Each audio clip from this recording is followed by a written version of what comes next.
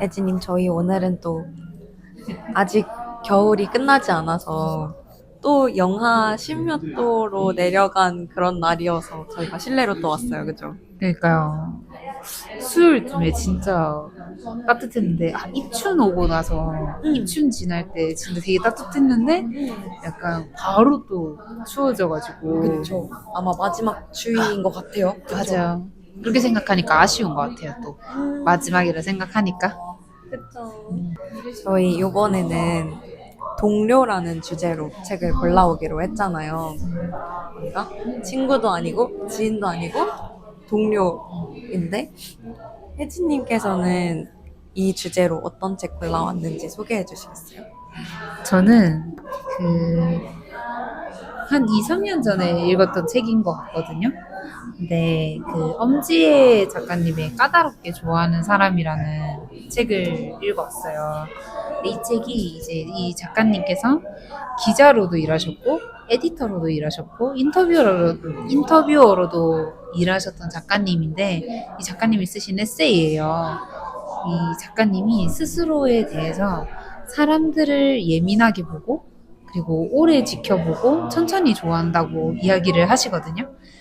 그렇게 자신만의 기준으로 까다롭게 좋아하는 사람들에 관한 이야기가 적혀 있고, 그래서 이제 카테고리에도 뭐 예를 들어 거절을 흔쾌히 여기는 사람, 페이스메이커가 되어주는 사람, 잘 살고 싶은 마음이 들게 하는 사람, 약간 이렇게 작가님이 만난 좋은 사람들의 특징들을 카테고리에 이렇게 또 나열되어 있기도 해요.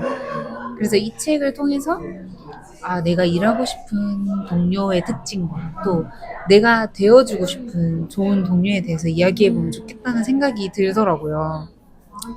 그래서 이 책 제목답게 작가님이 진짜 이 책을 읽다 보면 작가님이 진짜 사람을 까다롭게 좋아하는 분 같다는 생각이 들었어요. 근데 그 까다롭다라는 게 좀 오히려 타인을 있는 그대로 존중하고 내 삶 또한 더 윤택하게 만들어준다라는 걸 느꼈거든요. 근데 그 이유가 그 까다로운 나의 기준이 있으니까 상대를 내 기준에 맞추려 애쓰지 않고, 또 저 사람은 원래 저런 사람이구나, 약간 쿨하게 좀 적당한 거리를 두면서 여유를 갖게 되는 것도 있고, 동시에 까다로운 기준을 또 통과한 사람들과는 훨씬 더 밀도 있는 만남을 가지다 보니까 그로 인해 더 좋은 에너지를 받는다라는 생각이 들었거든요. 그래서 제가 궁금했던 게, 유정님에게도 이렇게 관계를 맺을 때 좀 까다롭게 좋아하거나 까다롭게 싫어하는 부분이 있는지, 그게 되게 궁금했어요. 저는 처음에 이 까다롭다는 말을 들었을 때는 제가 까다롭지 않다고 생각을 했는데, 근데 곰곰이 생각을 해보니까 오히려 그러니까 제가 생각하는 어떤 저만의 기준이 있었던 거예요. 그게 제가 그래도 대체로 함께 일한 사람들을 다 좋아해 왔었지만 또 한편으로는 약간 용서할 수 없다 이런 부분이 있기도 했었고, 근데 그런 사람들이 그냥 많은 곳을 좀 피해 오면서 살았던 것 같아요. 근데 그게 어떤 부분이냐면은 저는 내 개인의 기준이 없는 사람, 내가 가진 윤리적 기준, 미적 기준이 없는 사람들과 좀 어렵다고 생각을 했던 것 같아요. 그게 어떤 게 있냐면, 예를 들자면 제가 얼마 전에 그냥 어느 학원이 많은 상가 건물에 갈 일이 있었는데, 그 학원에서 이제 요즘은 그 AI 생성형 이미지가 워낙 잘 나오니까 그 특유의 그 AI 톤으로 뭐 여전히 뭐 지브리 톤으로 이미지를 만들어서 막 걸어놨어요.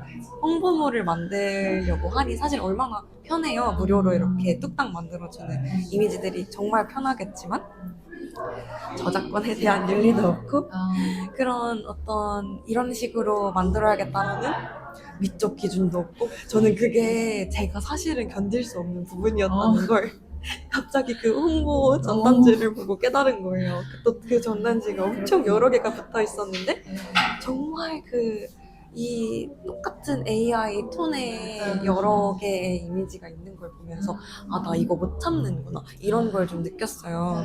근데 그게 그냥 단순히 그냥 뭐 아무 생각 없이 그걸 쓰는 사람을 이렇게 말한다기보다는 이게 뭔가 우리가 기술적인 변화들을 이렇게 겪잖아요. 근데 AI를 정말 잘 활용하는 사람들이 있는데, 근데 그 차이는 뭐라고 생각하냐면, 내가 갖고 있는 어떤, 윤리적인 기준?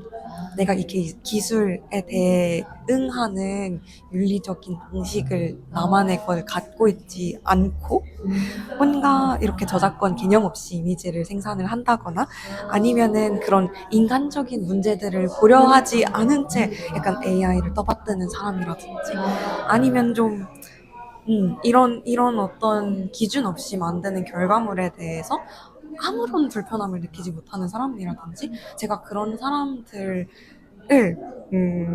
같이 일하기에 좋아하지 않는다는 걸 깨달았어요. 그리고 이렇게 제가 구체적으로 말하면 말할수록 아 이런 걸 까다롭게 좋아하고 싫어한다고 말하는 거구나를 좀 느꼈어요.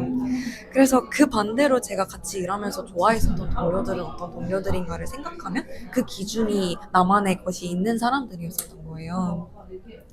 그래서 뭐 예를 들면은 사실 뭐 책 한 권을 고를 때에도 내가 물건 하나를 고를 때에도 나만의 기준과 생각과 취향이 있고 내가 분명하게 하고 싶은 태도가 있고 그런 사람들이랑 일할 때는 그 동료들을 그냥 너무 좋아하게 됐던 것 같아요. 그래서 이거를 다 이렇게 생각을 하고 보니까 확실히 혜진님께서 말해주신 대로 이 까다롭다는 말의 의미가 그냥 이렇게 내 기준대로 사람들을 보고 선별하고 판단하고 그런 의미가 아니라 오히려 이렇게 사람을 첫눈에 봐서 대충 좋아하고 대충 싫어하는 게 아니고 내가 그 사람을 제대로 있는 그대로 알아보면서 관계를 맺는 일에 가깝겠다 라는 생각이 또 들었어요. 그런 의미였었구나 까다롭다라는 말이 라는 생각을 했었고 혜진님의 그것도 궁금해요. 제 생각은 그랬는데. 저는 좀 약간 유치하게 말하는 걸 수도 있는데, 약간 저는 뻔한 말을 하는 사람이 좀 싫은 것 같아요. 그래서 오히려 조금 삐딱하더라도 자기 생각이 있는 사람한테 좀 끌리는 것 같다라는 생각을 했거든요. 근데 그 이유를 좀 생각을 해보니까 뻔한 말이라는 게 사실 멋진 문장으로 구사하지 않았다는 그런 말이 아니라 그저 어딘가에서 흘러 주워 들어온 그 말을 빌려와서 약간 대충 떼우려고 하는 게 좀 싫은 것 같아요. 대화를 하다 보면 뭔가 예를 들면 어떤 인풋이 나한테 들어왔을 때 그거를 내 안에서 소화하고 내 언어로 다듬는 그런 과정들을 생략한 그런 것들을 그런 게 싫은 것 같아요.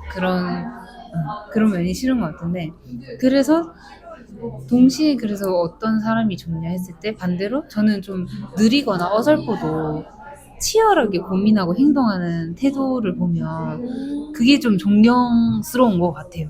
그래서 좀 치열하게 고민해서 길어올린 자기만의 이 문장을 내놓는 사람들을 보면 이게 뭐 단순히 그 문장이 멋져서가 아니라 그의 축적된 삶의 이 성실함이 매력적으로 느껴지는 것 같아요. 그게 사실은 내 안에 아무것도 쌓여있지 않으면 나올 수 없는 거잖아요. 이 감각이라든지 좀 지혜라든지 이런 것들이. 그래서 이게 뭔가 그런 이야기들을 좋은 이야기들을 들을 때 이 사람은 진짜 어떤 삶을 살아왔길래 이런 생각을 할 수 있을까 이런 생각을 하게 되는 것 같고 그렇게 좀 세상을 자기만의 필터로 해석할 줄 아는 사람을 보면 이게 그 사람만이 줄 수 있는 이 고유한 해석을 자꾸 기대하게 되는 것 같아요. 이 사람은 이거에 대해서 어떻게 생각할까? 약간 이런 것들이 궁금해지는 것 같아요.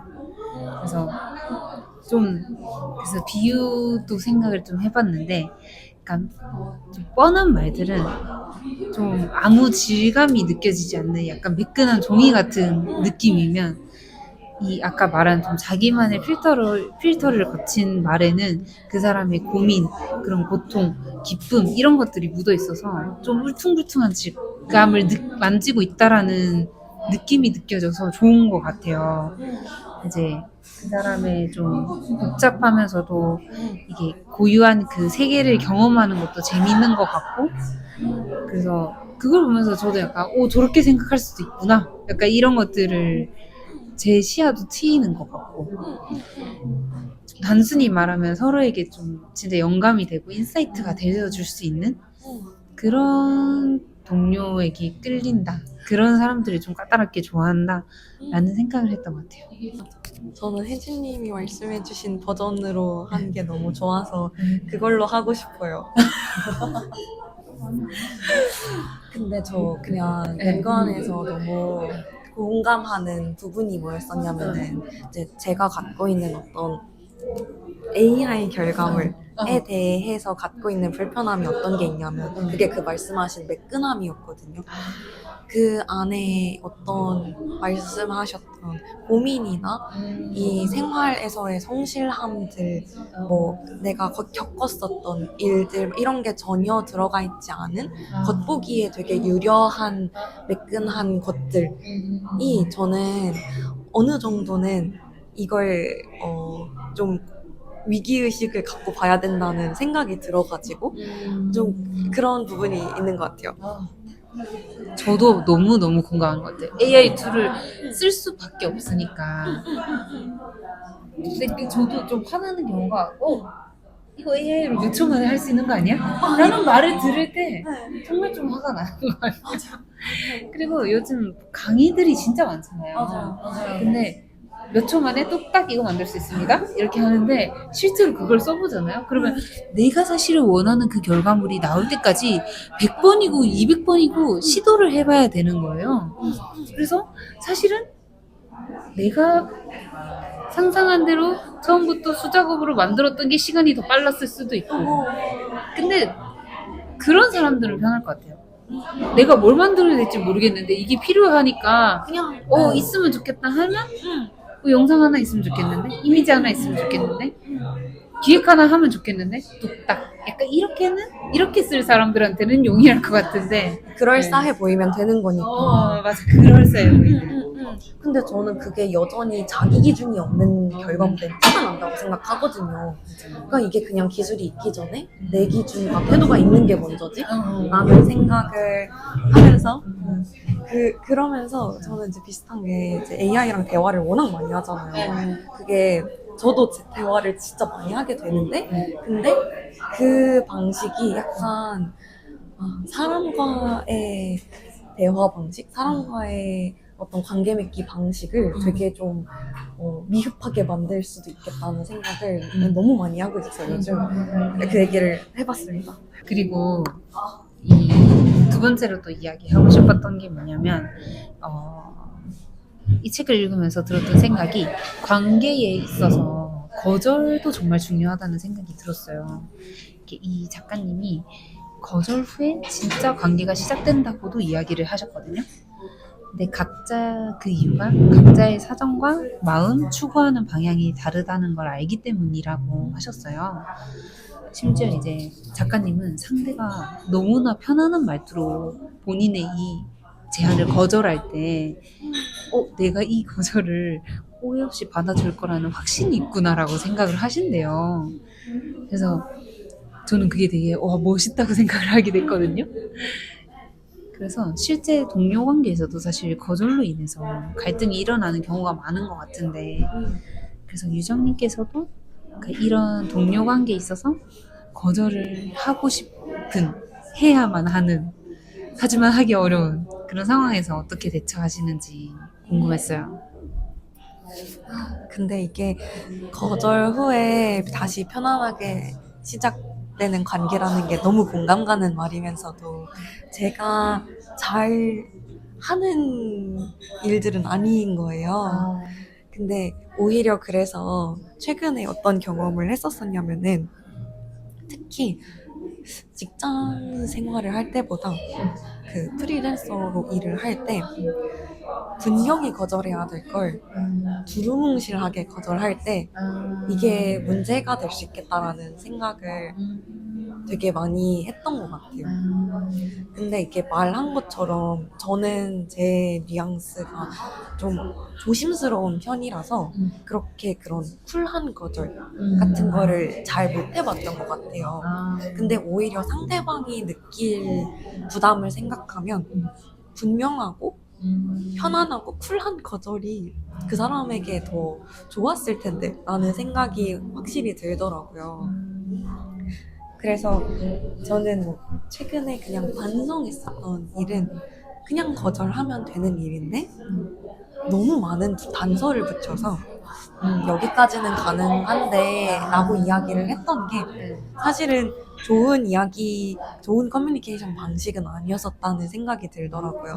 이게 된다는 건지 안 된다는 건지 헷갈리게 만들 수도 있고 또 이게 거절할 부분을 단호하게 거절해야 이 관계 자체가 깔끔해진다는 생각이 들었어요.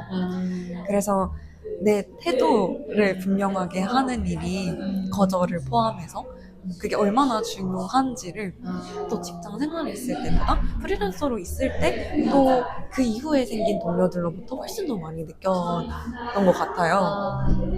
이게 또 어떤 면에서는 당연히 이런 명확하고 단호한 커뮤니케이션이 직장에서도 중요하지만 한편으로는 같은 직장 안에 있는 사람들은 스쳐 지나가면서 만나고 뭐 조금 더 얘기해보고 가볍게 한 번 더 얘기해보고 이런 게 많이 가능한 편인데 프리랜서로 만날 때에는 용건이 있지 않으면 굳이 만날 일 없는 동료들이 많으니 그럼 훨씬 더 분명하게 이야기를 해야 되겠구나.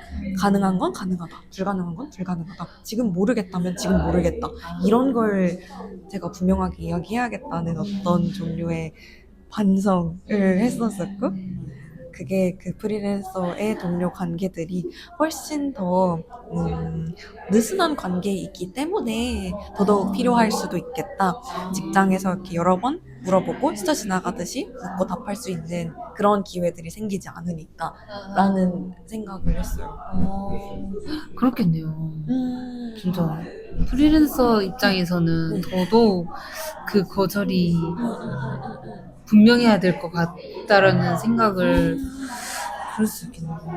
약간 입장에 반성을 따라서 했어요. 다르네요. 아, 그래요?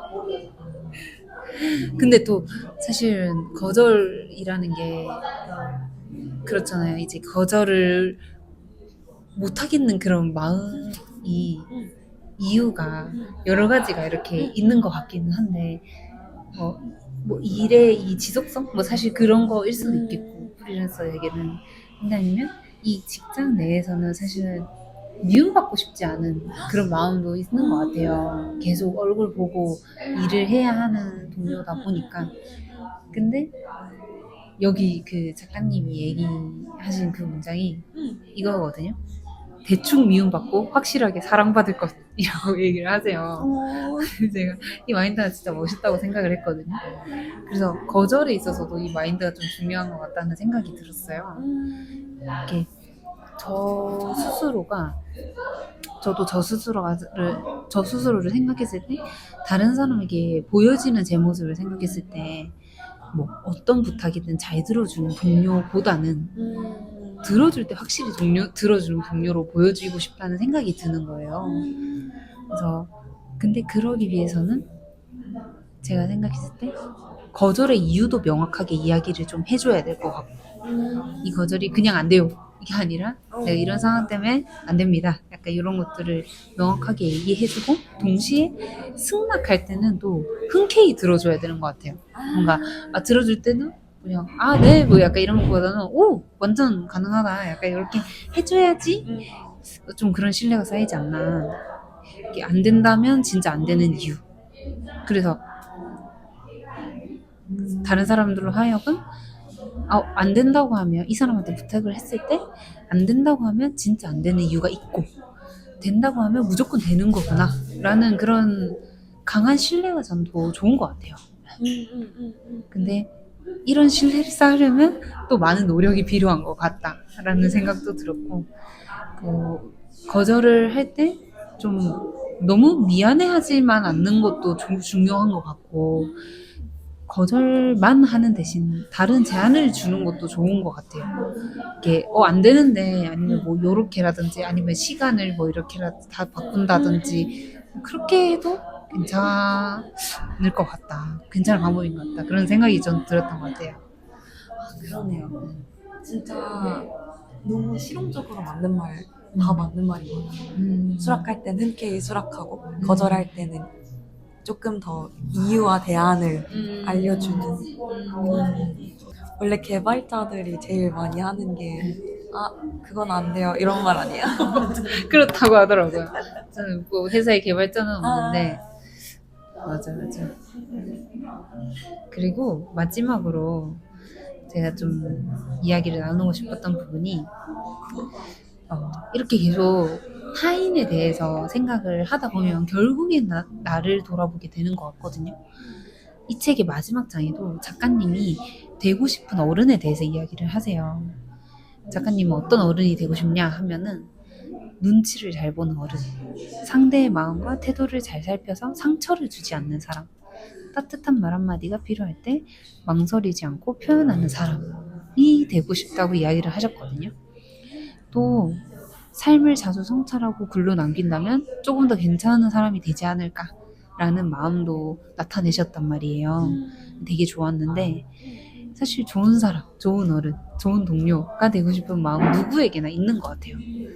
그래서 저희 주제가 동료인 만큼 혹시 유정님은 어떤 동료가 되고 싶다고 생각하시는지 그게 또 모양이 또 다 다를 것 같은데 그게 되게 궁금했어요.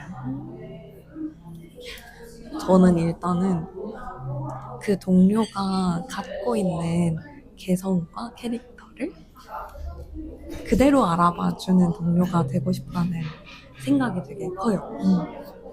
제가 가진 그냥 저의 근본적인 욕망의 되게 큰 부분이라고도 생각을 해요. 그렇게 어떤 사람을 있는 그대로 알아봐 주는 게.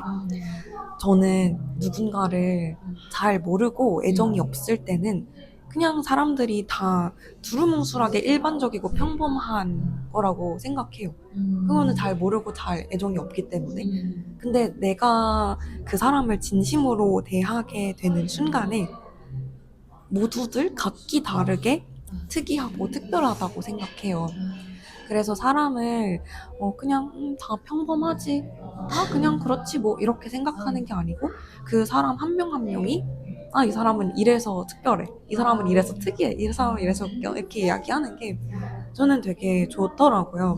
그걸 알아봐주고 스스로도 그렇게 느끼게끔 하는 동료가 되고 싶다는 생각을 많이 해요.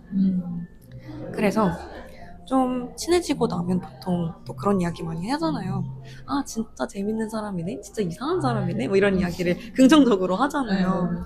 근데 그게 다 어떤 누군가를 진심으로 대할 때는 그 사람의 재미있고 이상한 부분을 볼 수밖에 없다고 생각하거든요.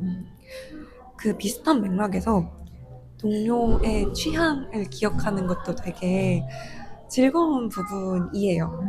그래서 예를 들면은 그 사람이 카페에 갔을 때 어떤 메뉴를 시킬지 미리 예상할 수 있는 거. 예를 들면 혜진님은 커피 연하게 드시잖아요? 무조건? 챙겨주시잖아요. 제가 모르고 지금. 그러니까 그런 것도 되게 재미있고, 그리고 뭔가 그 사람이 이런 걸 좋아하니까 작은 선물을 챙겨줬을 때 좀 취향에 맞았다, 이런 적중했다 라는 순간에 되게 기쁨을 느끼는 편인 것 같고, 그래서 이 동료와 함께 그러니까 알고 지내면서 이 동료에 대해서 자세히 알고 그걸 알아봐주고 그때 느끼는 즐거움과 이 동료 간의 좋은 연결이 저에게 아주 중요한 부분인 것 같아요. 유정님 진짜 지금 그런 동료세요. 감사해요. 저에게는. 너무 좋은 것 같아요. 근데 저도 진짜 그런 걸 추구하는데 모르겠어요. 저도 회사를 여러 군데를 많이 다녀보진 않지만 와, 그러기가 참 쉽지 않다. 그런, 어떻게 보면 좀 다정함이잖아요. 이 사람에게 일단 1차적으로 관심을 가져야 되고, 맞아.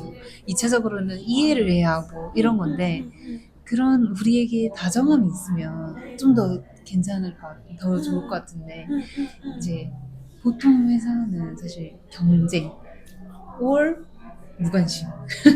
이거다 보니까, 좀 쉽지 않다. 근데 사실 그런 것들이 있으면 일은 저절로 되는 게 아닌가? 그런 생각을 좀 하는 것 같아요.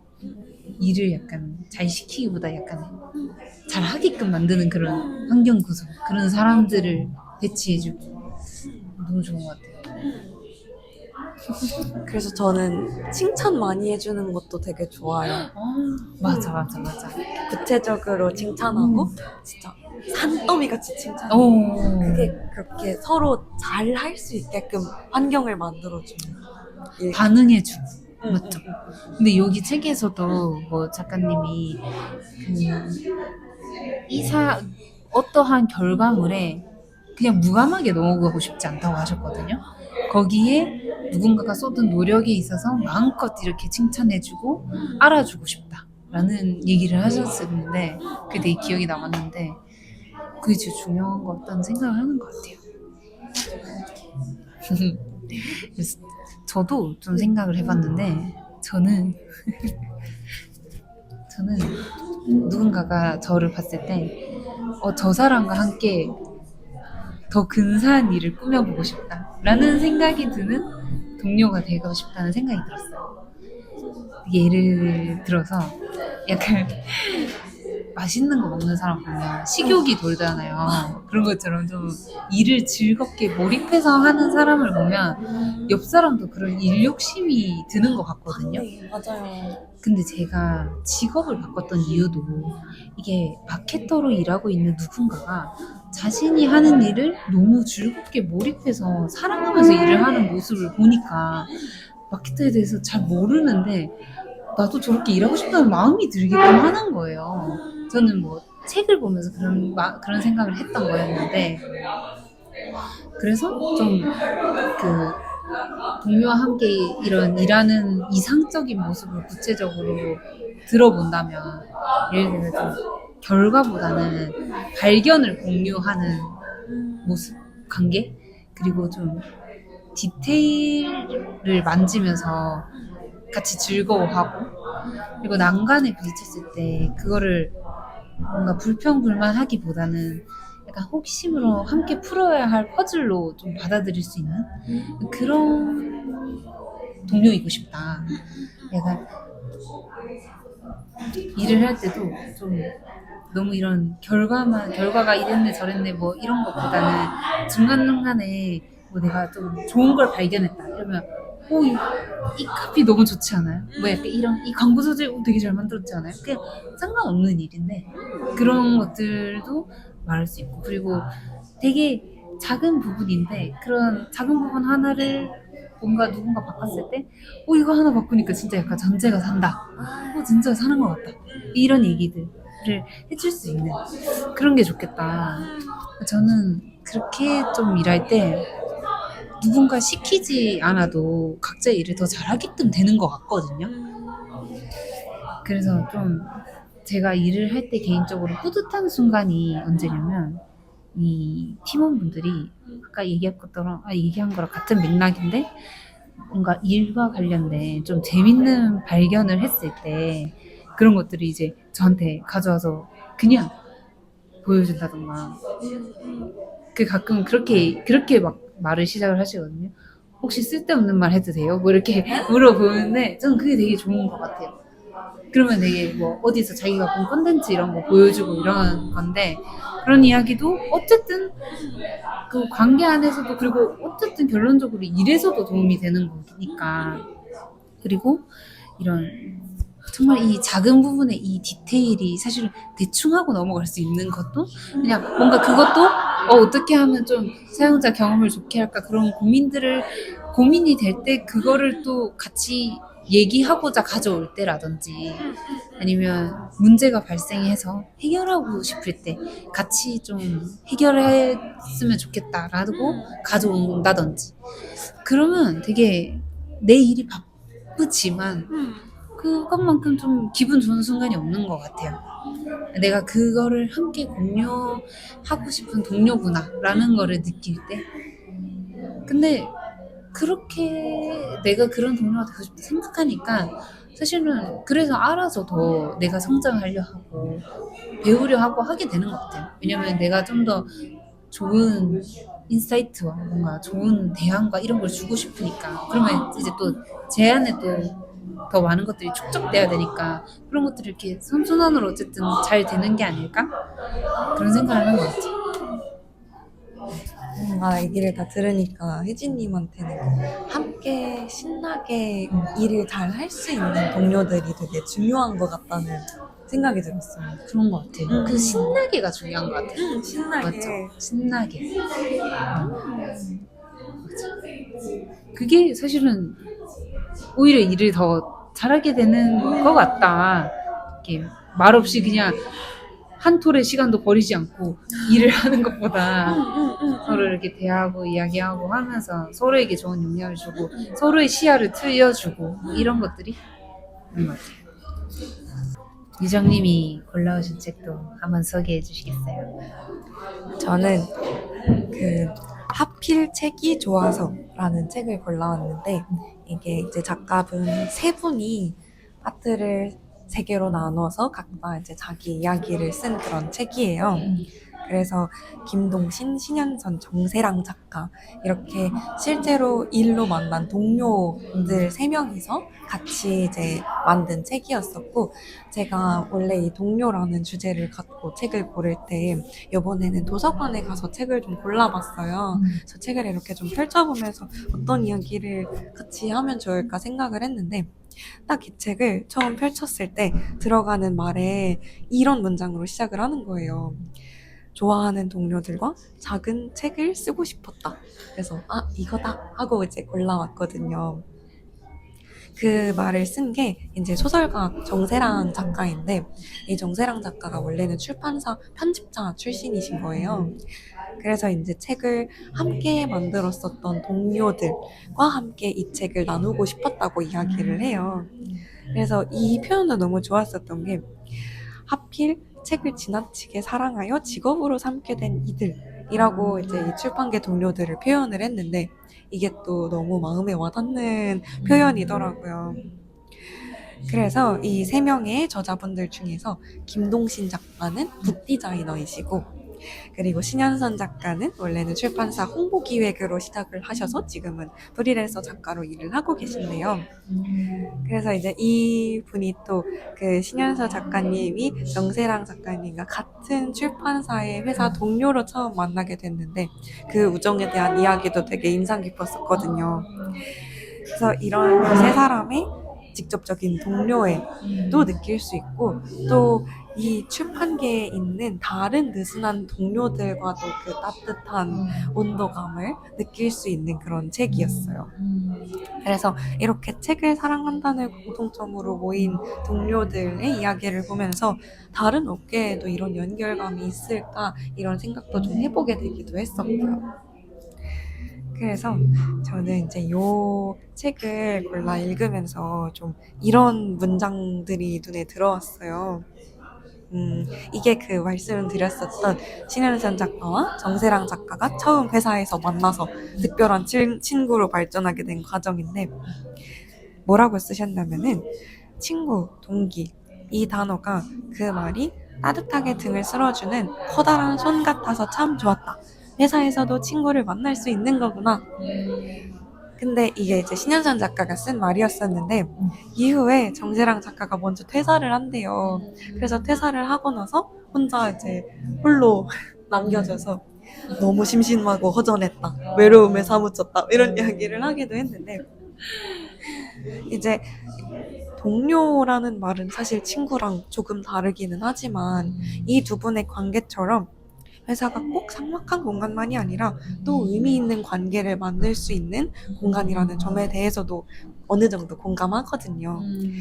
그래서 혜진님에게 묻고 싶었었던 게 혜진님은 회사에서 친구를 만날 수 있다고 생각을 하시는지, 그리고 친구와 동료가 어떻게 다르다고 생각하시는지 궁금했어요.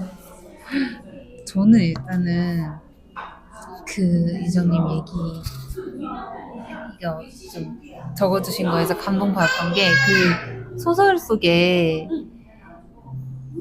그 지금 누구인지 기억이 안 나는데 이게 소설 쓰실 때 이 동료의 이름을 주인공으로 쓴 소설을 맞아요. 출간해서 그걸 선물해 줬다고. 맞아요.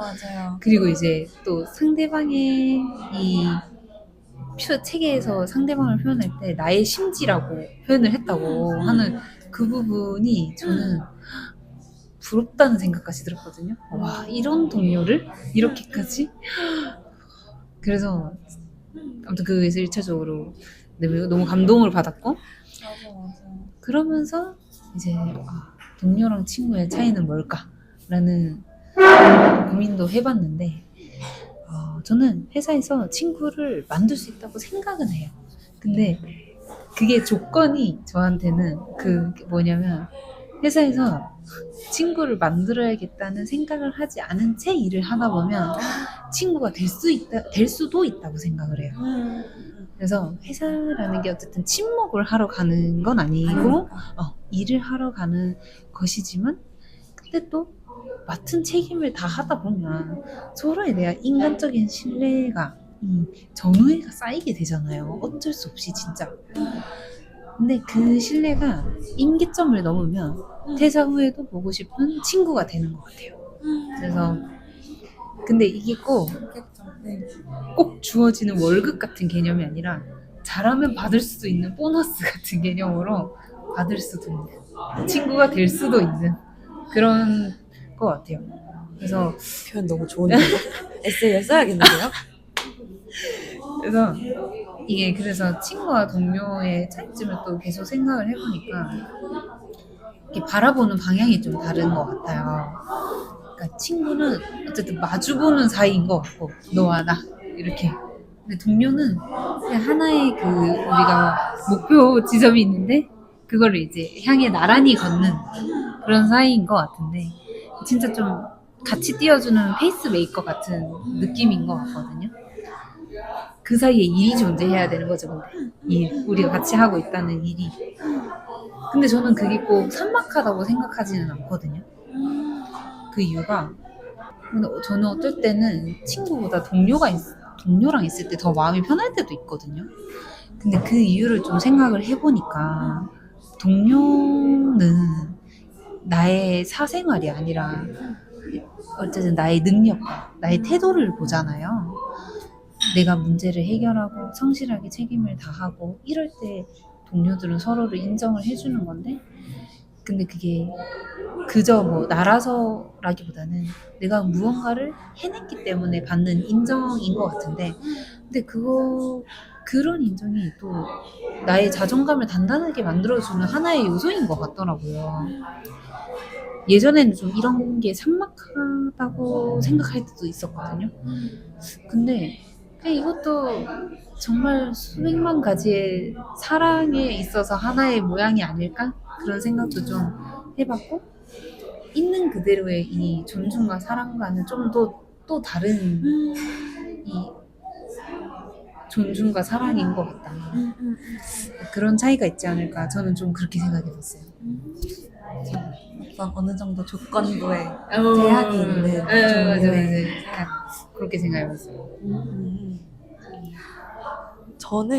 저도 어떻게 보면 되게 비슷한 이야기이기도 한데, 동료가 회사에서 만나서 친구가 될 수 있는가, 저는 있다고 생각하는데 이왕이면 회사 있을 때 더 친해질 수 있을 수도 있겠다 라는 생각도 했었고, 이 두 분 말씀하셨던 것도 이제 그 신현선 작가가 이제 정세랑 작가님이 퇴사해서 소설을 쓰시고 난 이후에 그렇게 또 소설의 이제 등장인물로 주인공으로 등장을 시킬 만큼 또 되게 각별한 사이가 되기도 했었는데 저도 그런 생각을 했어요.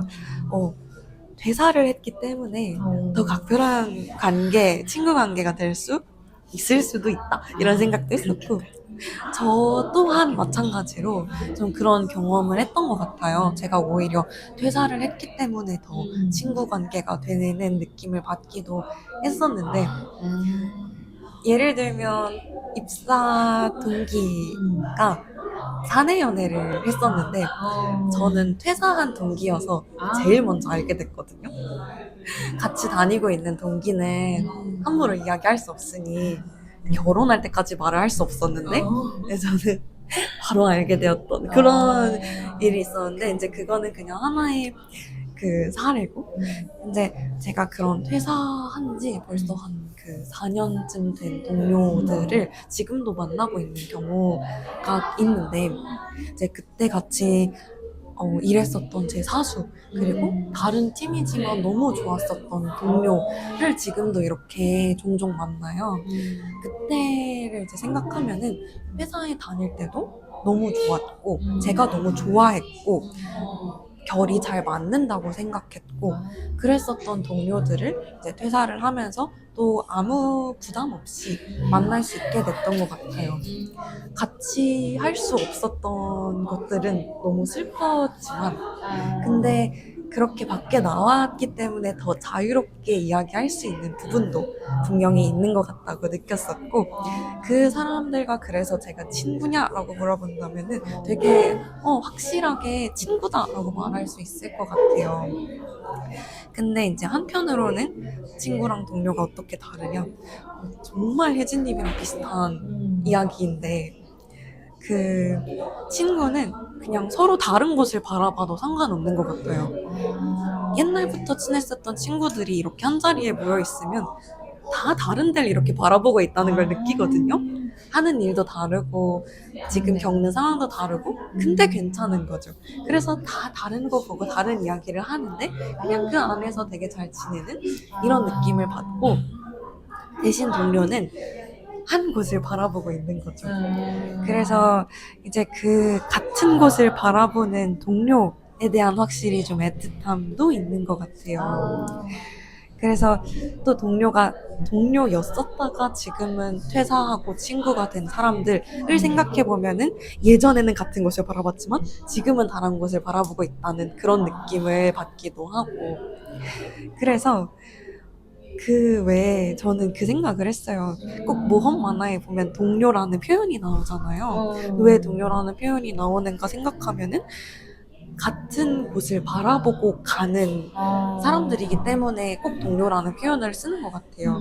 그리고 거기서 마주치는 심지어 빌런이라고 할지라도 같은 곳을 바라보고 싸우는 경우가 많지 않나 이런 생각을 좀 하게 됐었고 그래서 저도 이제 꼭 동료는 사무적인 관계, 친구는 사적이고 친구는 관계 단순히 이렇게 나뉜다기보다 또 그 동료라는 단어에서만 느낄 수 있는 어떤 되게 그런 전우애 같은 그런 더 특별한 뉘앙스나 감각이 있다고 생각을 했었고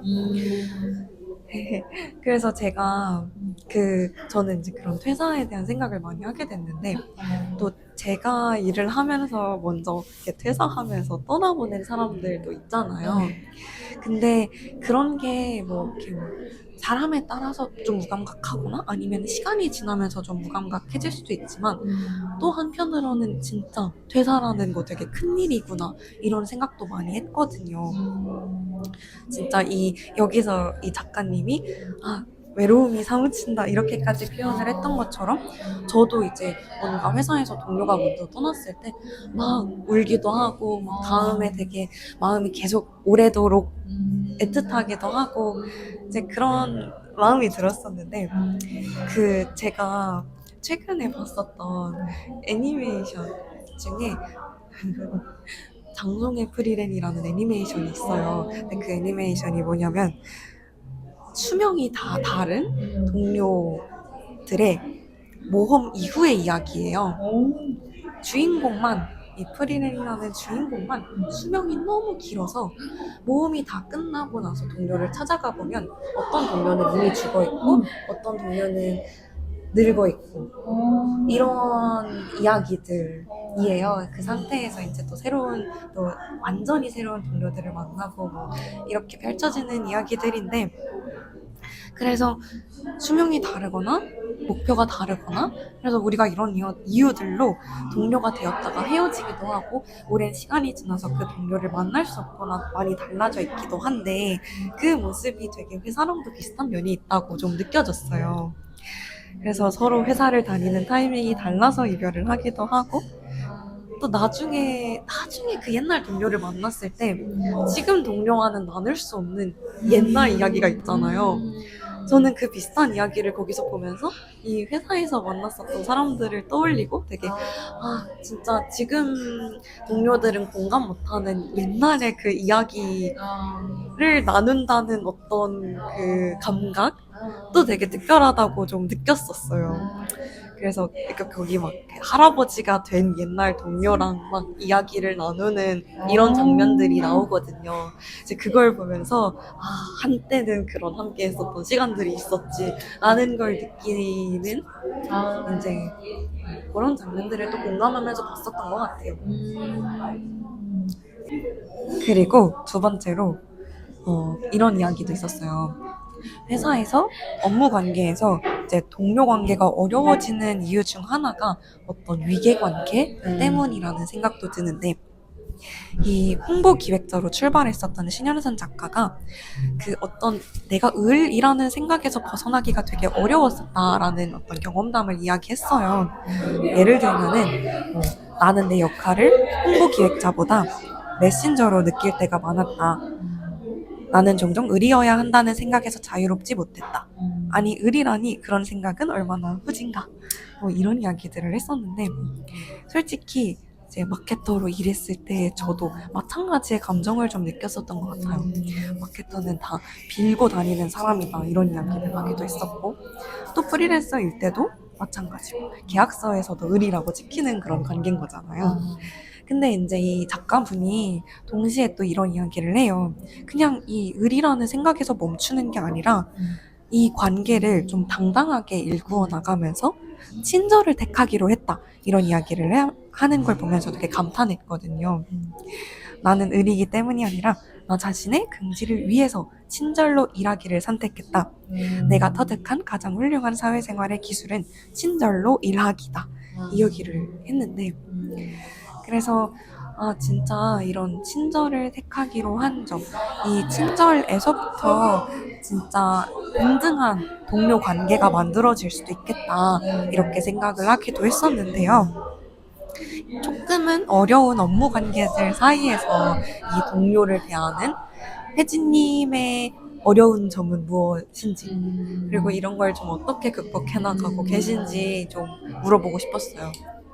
저는 개인적으로 일을 할 때 어려웠던 부분이 특히 같은 팀 안에서는 서로의 이 일의 속도와 호흡에 불일치가 일어날 때 되게 어려운 것 같아요. 이게 어떤 사람은 가볍게 아이디어를 내고 빠르게 수행하기를 원하는가 반면 어떤 사람은 돌다리도 두드려 보듯 여러 상황과 위험들을 고려해서 신중하게 진행하는 스타일이 있고 빠른 사람은 답답하고 신중한 사람은 불안해지는 거죠. 같이 있을 때. 이게 일의 완성도, 일의 기준점이 다른 데서 오는 좀 충돌인 것 같아요. 그거를 어디에 두느냐에 따라서. 지금도 저는 약간 그런 격에 있는 것 같기는 한데 그래서 좀 이런 사람들의 뭐 이 사람한테는 이렇게 뭐 저 사람한테 저렇게 뭐 이런 대처하는 방법들도 여러 가지가 있겠지만 근데 저는 그건 좀 부차적인 거고 약간 저는 가장 중요한 건 이 동료들의 특성을 대하는 마음가짐인 것 같다라는 생각이 들었어요. 그러니까 아무리 사실은 여러 방법을 동원을 한다고 해도 그 사람의 스타일을 진심으로 이해하고 받아들이지 못하면 갈등은 계속 생기는 것 같아요. 왜 저러지? 약간 이런 느낌으로. 그래서 저는 좀 나와 다른, 어떻게 보면 이해가 되지 않는, 더 나아가면 틀렸다고까지 느껴지는 그런 모습들을 다른 누군가한테 발견할 때 원래는 왜 저러지? 약간 이런 반응을 했거든요. 근데 요즘은 그냥 표현이 웃길 수도 있는데 그냥 물이 흘러가는 것 같다 이렇게 생각을 하거든요. 근데 체념 같아 보일 수도 있는데 근데 그렇게 가볍게 생각하면 훨씬 더 제가 이성적으로 대처를 하게 되는 것 같아요. 이게 사람이 아니라 그래서 오케이 뭐 이런 이 사람이 이렇게 저 사람 저렇게 그럼 지금 이 일을 어떻게 잘 돌아가게 만들까에 집중을 하게 되니까 오히려 나의 이 감정 소비도 감정 낭비도 좀 지킬 수 있는 것 같고 네. 그래서 누군가의 이 싫은 부분을 뜯어 좀 고치려고 애쓰는 대신에 그냥 그 에너지를 아껴서 내 할 일에 쏟는 방법이 그걸 좀 극복하는 방법이지 않을까 좀 추상적이게 그렇게 좀 생각을 해본 것 같아요. 되게 현실적인 이야기이기도 하고. 유정님은 어떠세요?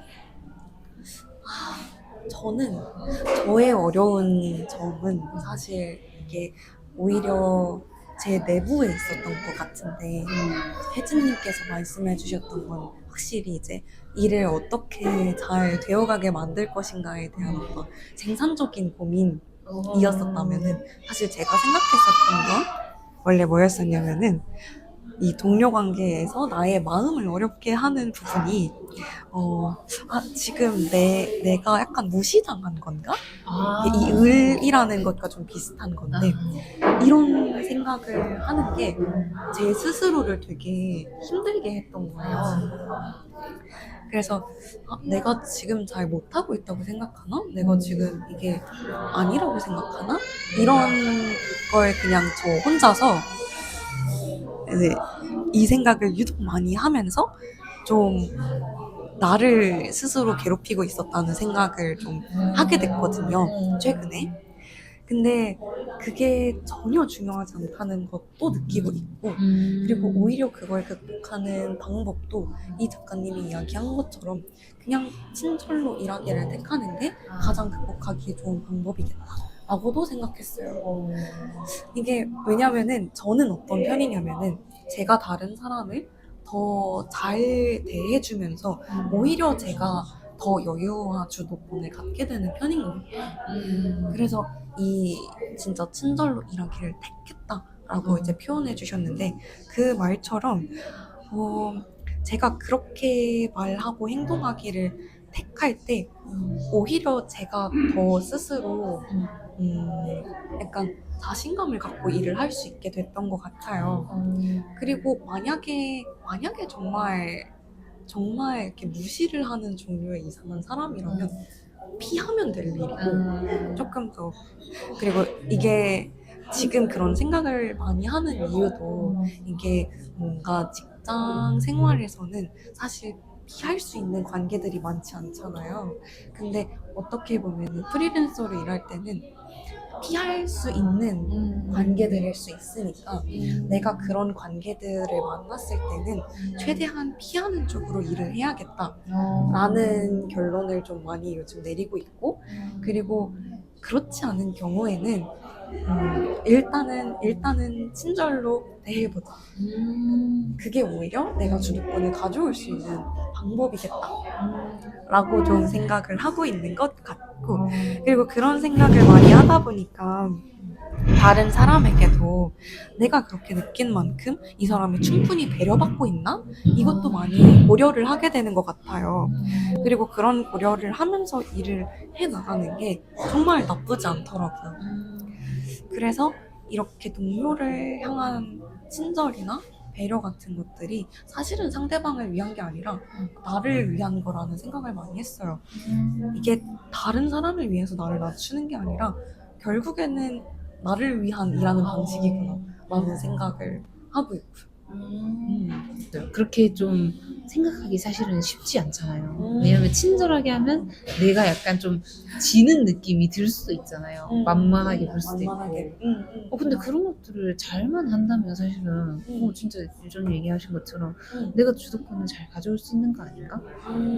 상대방도 그런 친절함에 인해서 마음도 풀어질 거고 내가 그런 상황이 되면 나도 좀 그렇게 해봐야겠다. 내가 또 다른 곳에서 만약 그런 상황이 온다면 그런 생각이 든 것 같아요. 좋은 방법. 그리고 마지막으로 제가 어쩌다 보니까 이렇게 세 분인데 골라오는 이야기들을 다 그 신현선 작가의 이야기로 골라오게 됐어요. 제 책을 처음 읽을 때는 오히려 그 북 디자이너인 분의 이야기를 들으면서 또 제가 그런 최근에 그런 편집 디자이너와 일을 할 일이 있어서 조금 어떤 생각을 하면서 일을 하고 계신가, 내가 불편하게 하지는 않는가, 뭐 이런 거를 고민을 하면서 그 부분을 되게 열심히 읽었는데 네, 이야기를 나누게 될 때는 좀 저의 입장에서 많이 생각하게 되는 이 신현선 작가의 이야기들을 많이 골라오게 됐던 것 같아요. 아무래도 그런 홍보 일을 하시다가 나와서 프리랜서 작가를 하시는 분이다 보니 좀 같은 그런 공감할 수 있는 이야기들이 많았던 것 같아요. 그래서 이 마지막 이야기는 좀 어떤 내용이었었냐면은 더 이렇게 연하고 은은한 유대 관계의 동료들에 대한 이야기였었는데 이런 문장이 나오거든요. 나는 어쩔 수 없는 자신의 선함을 차마 숨기지 못하고 내보이는 사람들을 기억한다. 더 잘 살고 싶어지게 하는 사람, 내가 안전하다고 느낄 수 있게 해주는 사람들을 나는 모두 출판계에서 만났다. 그래서 이 출판계의 동료들이라는 게 단순히 같은 회사에서 만나서 일한 동료들 뿐만이 아니라 2시간 넘게 그 인생사를 들었었던 인터뷰이, 그리고 이제 나중에 함께 팟캐스트를 하게 된 동료들, 그리고 이전 직장의 동료들, 또 작은 책방들, 그리고 책 행사에서 만난 독자들까지 이제 그 동료의 관계가 점점 넓혀지는 것 같아요. 그래서 이 출판계의 느슨한 동료들 사이에는 선함과 배려를 가진 사람들이 많아서 좋았다라는 말이 되게 인상적이었었거든요. 그래서 이렇게 좀 멀리 넓게 확장해서 봤을 때 혜진님은 좀 어떤 공통점을 기반으로 동료들을 삼고 싶은지 궁금했어요. 아주 가까운 사람들은 아니더라도.